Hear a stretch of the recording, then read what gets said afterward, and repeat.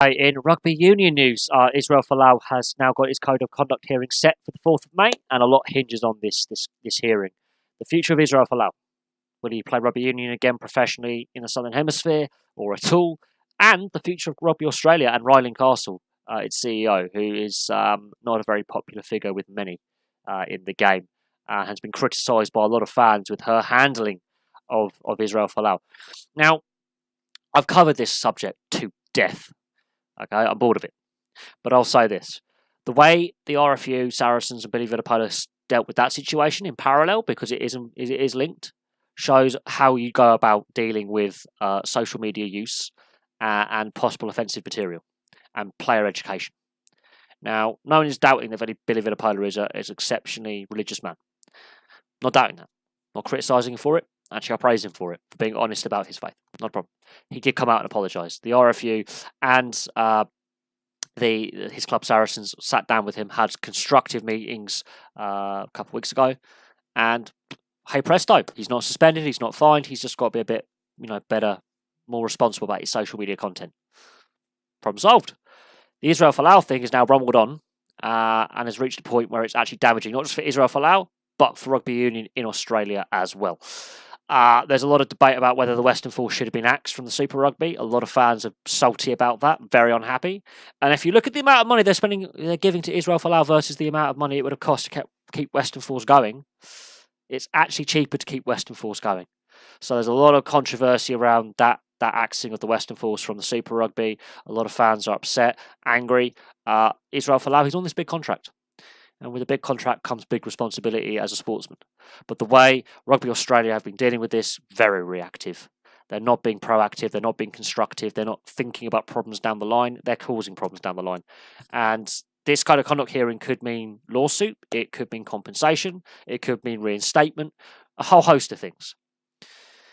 After the 4th of May, it's up in the air. We don't know what's going to happen. This kind of conduct hearing could last more than a day. It could be several days. There could be a lot of evidence given. It could be very complex. Israel Folau has always stated he wants to fulfill his playing contract. And he wants to play at the World Cup. Looking at his age, a swap of codes at this stage, it's a bit late in the game. It's a bit late in the game for him to go back to the NRL. Very late in the day. Considering his age and the fact that the league is getting younger, there was some of the young talent on display below the age of 25. Some of the skills they're showing are outstanding. There is no doubt that Israel Folau is one of the best rugby players the world has ever seen, but you look at some of the quality in the NRL, he'll be hard-pressed to actually break into an NRL team right now. Plus, there's salary cap constraints. The NRL have also come out and said, we don't want him back. The AFL have stayed remarkably silent. But again, a change of code at this time in his career. He's 30. He's not getting any younger. Again, the AFL is going down younger, fitter, more athletic route. And while Israel Folau is undoubtedly an exceptional athlete, his age is counting against him. Plus, the AFL staying silent is saying something. The fact the NRL have come out and said we don't want him back, we want no more controversy, regardless if it's right or wrong what Israel Folau has said. The NRL's got its own problems. Australian sport as a whole has got a lot of image issues and scandal in the last decade. A lot of scandal. We've had the peptide scandal involving both the AFL and the NRL. We've had so much in the off season with the NRL. It's unbelievable. We had the Ben Cousins ongoing scandal, and there's still issues with Ben Cousins going on. There's been a lot. The ball tampering scandal with cricket. Australian sport needs a positive story. This whole thing with Rugby Australia is more damaging for the sporting psyche of Australia than people realise. I think the damage and the fallout from this are going to be catastrophic. We could see a change at the top in Rugby Australia. We could see a CEO change. We could see a change of direction in philosophy and policy.